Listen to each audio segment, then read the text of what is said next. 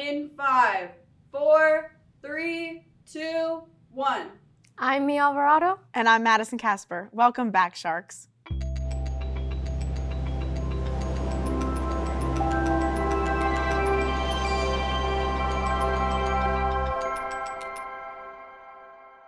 On this episode of Mako TV, the David Posnack Jewish Community Center hosts a grand opening to celebrate its new food truck. We asked our Sharks their thoughts on the upcoming 59th Super Bowl, and we covered the South Florida Folk and Acoustic Music Festival. To start off this episode, Nova Southeastern University has a new president, Dr. Harry K. Moon. He was inaugurated this past Friday as the 7th president, and our team was there on the scene. Madison, my co-anchor, and our general manager led the team coverage. The Nova Southeastern University community named a new president and gathered to celebrate this historic event for the university. Ron Chennai, provost and interim dean of law, hosted the investiture. In attendance was Congresswoman Debbie Wasserman Schultz. I will always swim with the Sharks. Senator Bill Nelson. And a new moon is rising. President Hanbury, the Board of Trustees, faculty and staff, and family and friends of Dr. Moon. Professor Dr. Bill Witham was given the opportunity to compose a piece for the investiture. Within the process of composing his piece, Dr. Witham had one goal. The intent was to make it short, so I knew that we'll just enjoy it for a moment, about 3.5 minutes, and call it a day. And so I just kind of went with that, and I wanted one singular kind of impression and kind of a sort of a glorious, almost like filling the room, like the way a church organ fills a church, kind of an impression is what I wanted to create. So that's hopefully somewhere in the neighborhood of what we achieved today, I hope.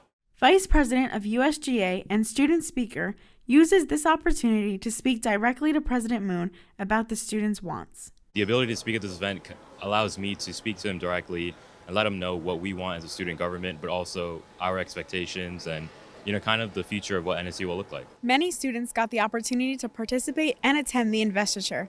They share with us their experience being a part of this historic event at NSU. It's really important to get students involved in these things. I think this is a big thing. You don't get to see it in a lifetime usually, so it's a really unique opportunity that undergrad students even were coming out to this event. It's something unique, and it's probably the first time I'm going to see it ever. I look forward to being a part of it. You'll see me out there in the front rows. I'm glad to be a part of the show. The Bossa Nova Chorale and Youth School a cappella group performed. I was joined by reporter Jonathan Paul to cover this event, where he talked to performers about their experience being a part of the investiture. I'm really excited. I think music is such an integral part of why I'm here, so I love to share that with everyone here and everyone who's honoring Dr. Moon. And I think it's an incredible opportunity, and I'm really excited about it. I think working with Bill Adams, our director, is super special, and singing with a whole group of people for something so special is really exciting. I feel very happy that my a cappella group was given this opportunity, and I feel that this is such a great event to both participate in and watch. President Moon believes working together is what will lead to the success of this university. And this is the key, the word together. Together, our collective strength and wisdom create a powerful formula. And none of this is about me or simply the beginning of a new presidency. It's about all of us, all of you, not me. Dr. Harry K. Moon was named 7th president of Nova Southeastern University. I'm Madison Kasper with Mako TV. Madison, how was the event? It was incredible to see the NSU community come together to celebrate and participate in such a historic event for the university. Now for our sports segment, we welcome our sports anchor, Emily Potter. Welcome, Emily. Thank you, Madison. Here with me for the sports update is Athletic Communication Coordinator Josh Raphael. Welcome, Josh. Thank you for having me. So this week was filled with recognition for NSU student athletes. NSU had SSC Players of the Week, the swimming program was recognized for their academics, and a few of the NSU men's basketball players were mentioned on different watch lists. This recognition truly showcases the hard work and the talent across NSU sports. How does it reflect the culture and the support within NSU athletics? I mean, we have a very close-knit community, and that really does help the student athletes, knowing that, look, I have a family that I can kind of rely back on. So I think it does help that student athletes, the coaches going forward. Women's tennis did amazing last Saturday against Ave Maria, as well as this past Tuesday against St. Thomas. They play Rollins College this weekend. Can we expect the same success this weekend? I mean, 100%. Head coach Doug Neagle, he's done a great job with the program, reigning national champs, so they have a target on their back. But yeah, starting the year 2-0, looking great, so I'm expecting them to keep that up. So what else is going on with NSU athletics? Well, baseball just opened up play last weekend at home. 3-1, took down the number 3 ranked team in the country. So that's just a massive win for the program. Softball opened up as well on the road at the Gulf Shores Invitational. 3-2, but they had a lot of rain delays, a lot of different things they were dealing with. But our head coach, Julie Mayer, got her 500th career win. So such an unbelievable feat for a great career. And they're opening up play today at the NSU softball stadium. So fans, if you're watching, please come out. Thank you for being here, Josh. Thank you for having me. NSU Fanatics holds the official student section for NSU Athletics. I got the opportunity to take a closer look at its goals as a student-run organization. Let's watch it. Fanatics is the official student section and spirit group for NSU Athletics. This organization is student-run and started this semester. Freshman member of Fanatics, Gianna Memrick, explains more about what Fanatics is. Fanatics is just to build school spirit and make close connections between people who also love athletics, and all the members can come to the games and create school spirit, like I said before, and also create different chants, different posters, different things just to make it more like the D1 vibe for the big games, and just to help support the athletes in their games too, and just to have fun. Vice President Jonathan Covert speaks on what Fanatics wants to accomplish at NSU sports games. Fanatics is important because we really want to create traditions and create a good atmosphere at the games. We have a bunch of students who really love coming to the games and really love interacting with the other fans and other team and our team as well. So we really want to, get the energy up. NSU has a smaller student body, which is why Fanatics is an important part of NSU. Fanatics is important because as a young school, we don't have many traditions. So Fanatics is going to help to build those traditions and to help the future generations that come through here to have that big feeling, to have the fun tailgates and all the fun events that go along with athletics that Nova typically didn't have before. So we're helping to try to create that and to have it continue throughout the years. Fanatics is meant to be a bridge between the student athletes and the student body. President and IOC Chair Maria Spano speaks on why this bridge is something that she loves. I just love working with the student athletes. A lot of the times you think oh, you don't know them, or if you've never met them before, they can seem a little scared, but I think it's really fun doing TikToks with them, learning their personality, where it's that's a face I see on campus. It's I want to show up to your game and I want to get to know you, so it's been a really fun experience. As an upperclassman, Jonathan also explains what legacy and traditions the members of this organization want to leave behind. Really just creating tradition and leaving a legacy. We want us who are working for Fanatics now, we want us to leave and not have to worry about it, and we want these traditions to stick, and we want other students to continue as well, and we want what we do in Fanatics, we want it to be a norm moving on. For more information about Fanatics and the events they participate in, you can visit their Instagram at @thefanaticsNSU. I'm Emily Potter with Mako TV. Thank you, Emily, and thank you, Josh.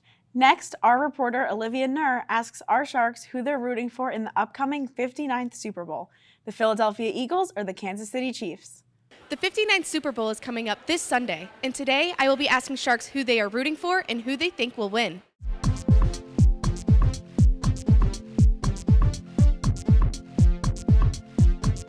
Who are you rooting for in this year's Super Bowl and why?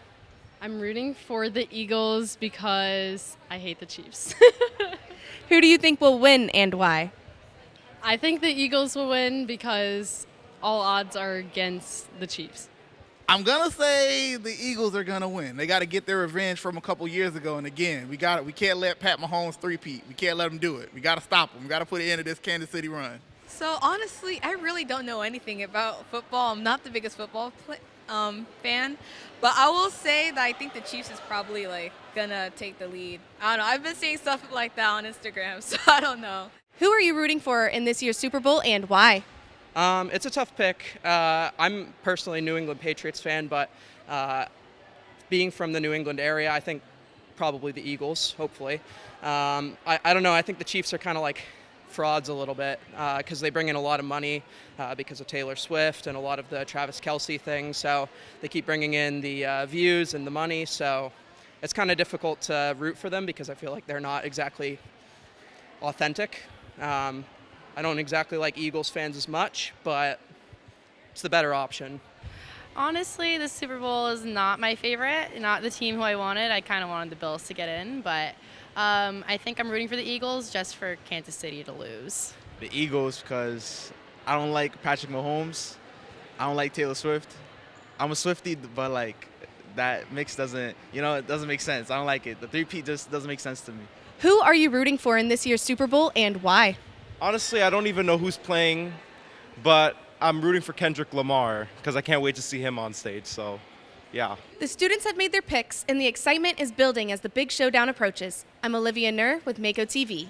Up next, my co-anchor Madison sat down with Dr. Artie Raja to discuss the impact screen time has on students. Welcome to the Health Update. I'm Madison Kasper. With me is Dr. Artie Raja, Mako Media's Science and Health Advisor. Welcome, Dr. Raja. Thank you, Madison.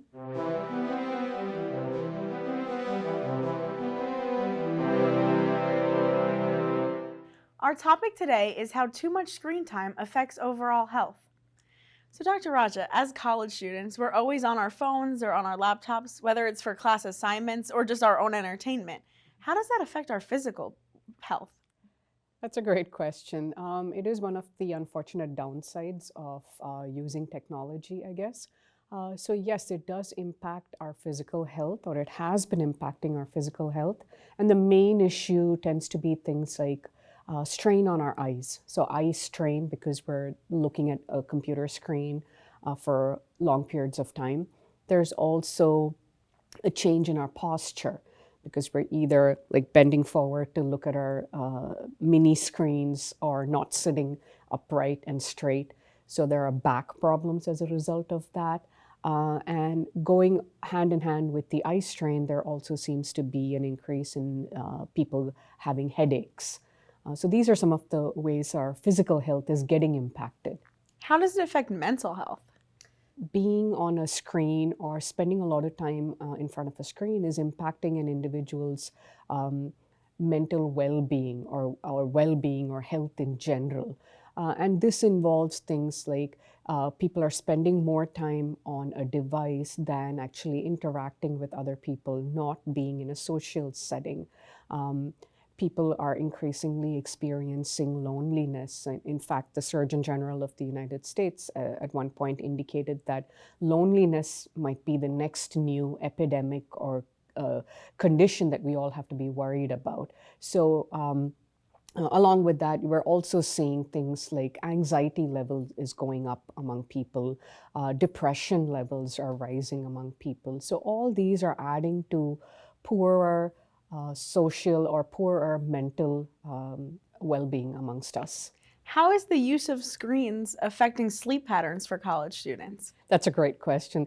So in general, college students unfortunately don't have the best of sleep patterns because they're busy, they're doing a lot of things. But added use of these kind of devices has added to has resulted in poor sleep patterns. So what's happening is, they're sleeping less. So they're averaging well less than 7 hours of sleep a night. They're also, even when they are sleeping, the sleep quality is pretty poor. It's disturbed sleep. Perhaps they're getting up every now and then to maybe check their phone or check their social media. So poor quality of sleep and less sleep has been, research has shown that is the case with college students. So what tips do you have for college students to impact their overall health?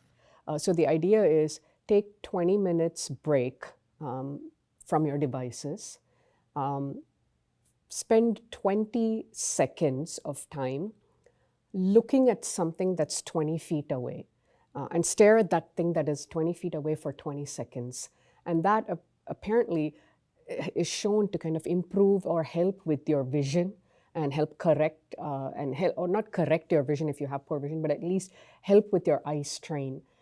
And doing this every 20 minutes when you're actually like in front of a computer can be beneficial for you. So they advocate, or research advocates, that do this 20-20-20 kind of a philosophy, and that could, and it seems like a simple thing that most of us could try to do in our daily activities. So that might help us. And so that if college students can do that, I think that might help students along the way. Any last thoughts? Pay more attention to how much time we're spending on this. Take the time to actually spend away from it, be more conscious of it. And you know, I always tell my kids and my students this as well. We in South Florida really have no excuse. I mean, the weather is great outside, you know, almost throughout the year. So if we could spend more time outside and away from our phones and screens, it might help our physical and mental health. Thank you, Dr. Raja. Thank you, Madison. This has been the Mako Media Health Update. I'm Madison Kasper. See you next time. Thank you, Madison, and thank you, Dr. Raja. Joining me is now Daniyal Baig, president of USGA. Welcome, Daniyal. Hey, thanks for having me. Of course. So what does USGA have planned for students this semester? So of course, we always have our annual Fins Festival. We're looking at that April 4th this year. We're still confirming the time, but we're really excited this year. Elections are coming up for us soon, so we can't wait. And where can someone find more information on FinFest and also the elections? So FinFest is going to come out soon, probably in the next couple of weeks. We'll post on Instagram. We're also going to be posting on Shark Club, and of course, you'll see flyers. And those for interested in joining the Undergrad Student Government Association, we usually have applications opening up soon, or also during our election time. Info sessions basically already started. They go until February 14th. Is there anything else that you'd like to add that USGA has planned for students? Yeah, so we have our State of the Union on April 11th. It's going to be in our DeSantis Atrium building. So that's where we're going to announce our election results, also where we address the whole State of the Union.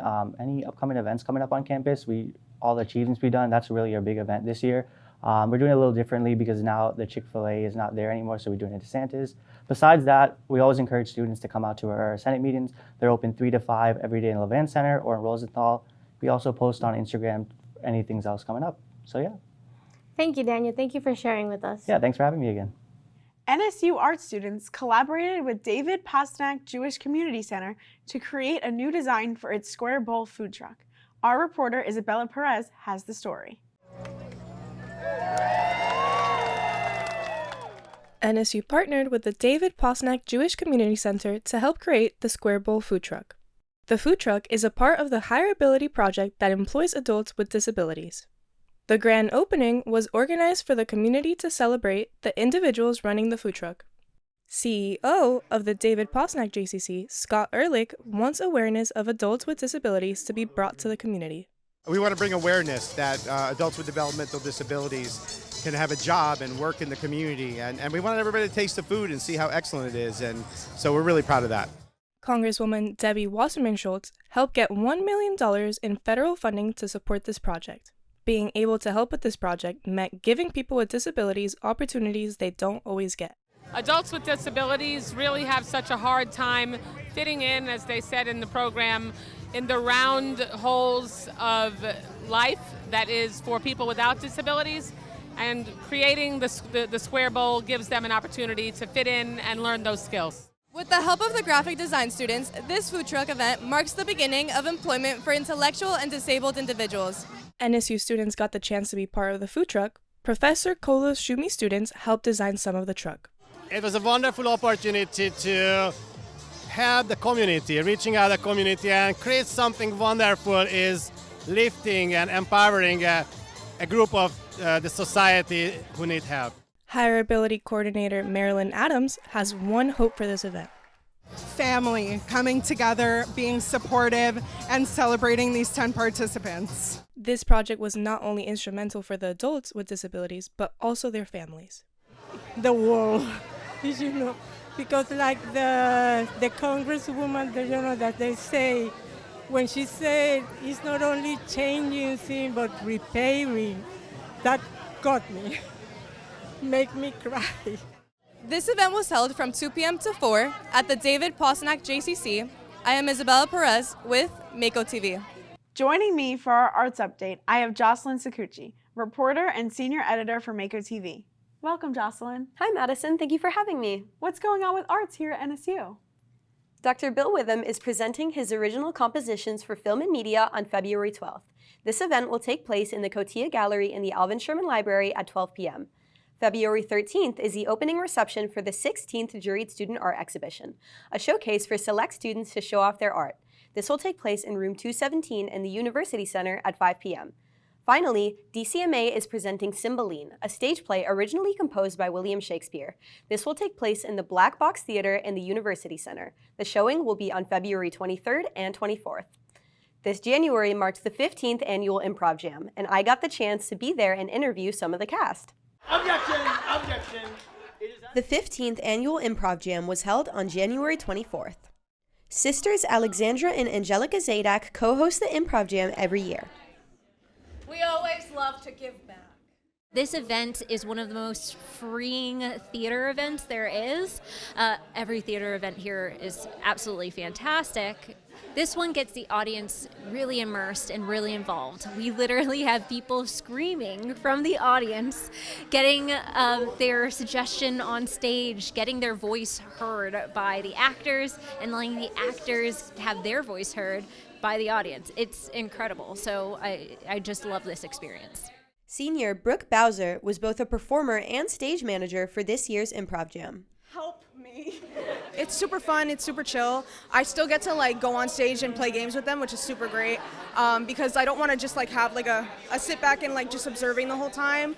But everything is super hands-on. It's been really, really fun and great, and yeah. I'm gonna win! Ari Alon has been doing improv since he was a child, and this is his second Improv Jam at NSU. I think this is just a really big showing of a group of people getting together, putting on a free show. It's a piece of student culture, and it shows just some of the student body of NSU perform to the best of their capabilities. Angelica and Alexandra Zadak strive to make the Improv Jam bigger and better every year, and this year included performances from the Mako Band. The comedy aspect of the show meant that performers got to have fun during rehearsals.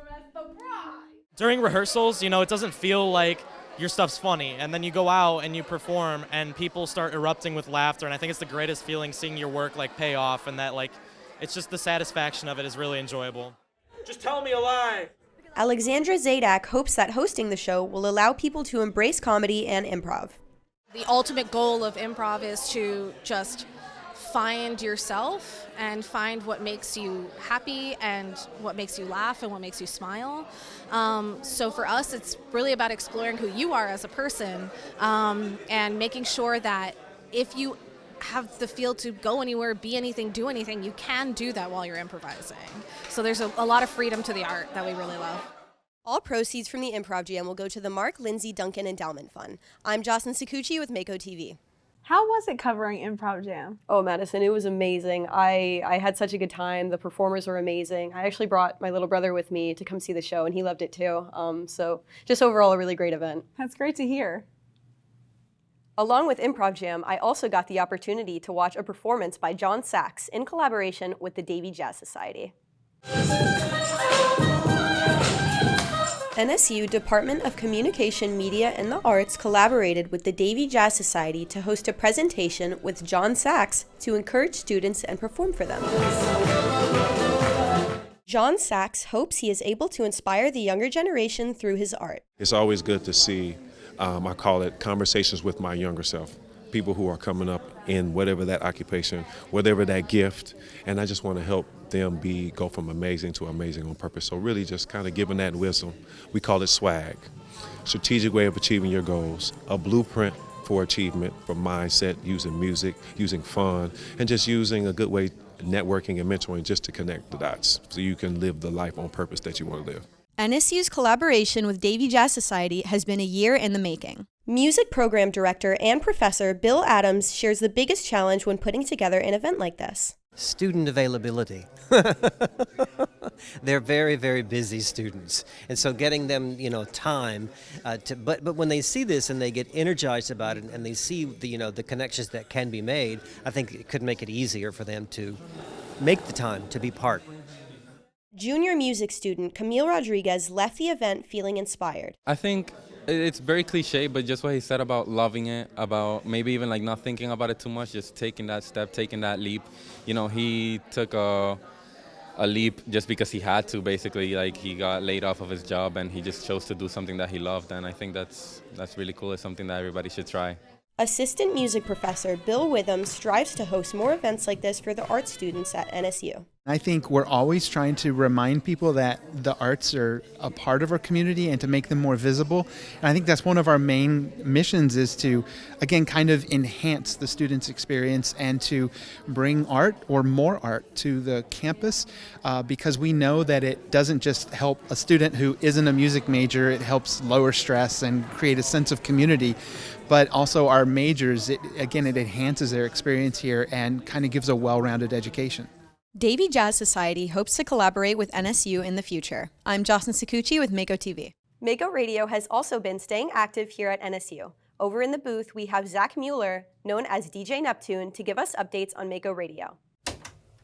What's going on? This is DJ Neptune, a night show host and event DJ here at Mako Radio.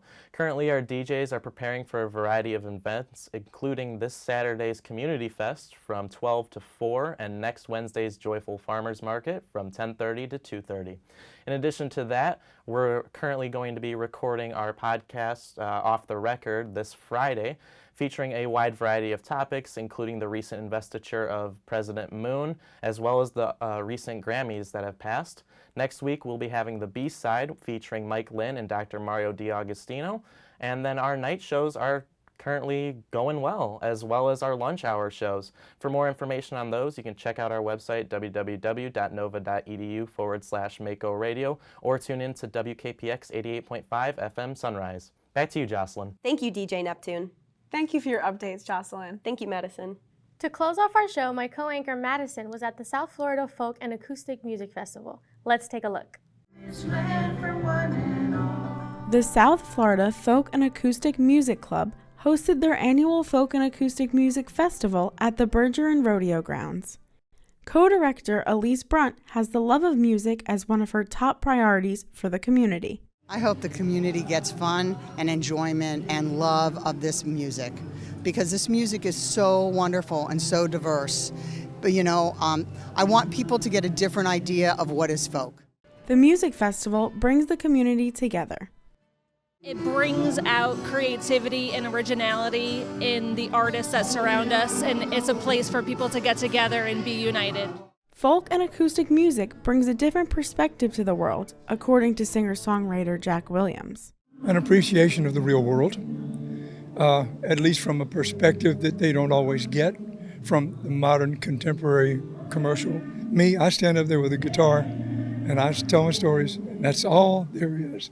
No dancers come out behind me, and I don't shake my butt around much. Along with many singers and songwriters, there were various vendors in attendance.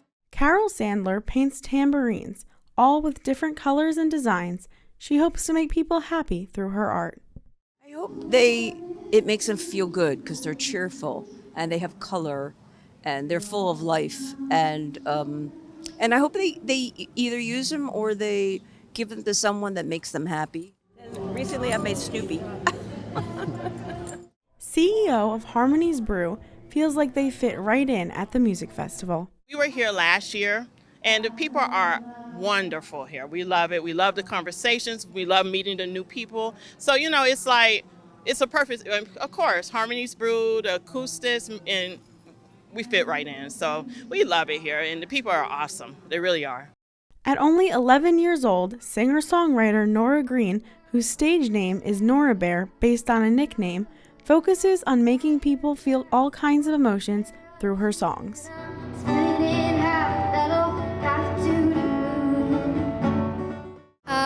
Well, I hope that they can relate. Obviously with the bad stuff, not, but I hope that they actually can feel it and not just hear it. The South Florida Folk and Acoustic Music Festival is an annual event. It has taken place for the past 33 years. I'm Madison Kasper with Mako TV. That is all for this episode of Mako TV. You can catch our solo release videos on our YouTube channel at Mako Television. You can also follow us on Instagram at NSU_Mako TV. Thank you for watching. See you next time. Go Sharks!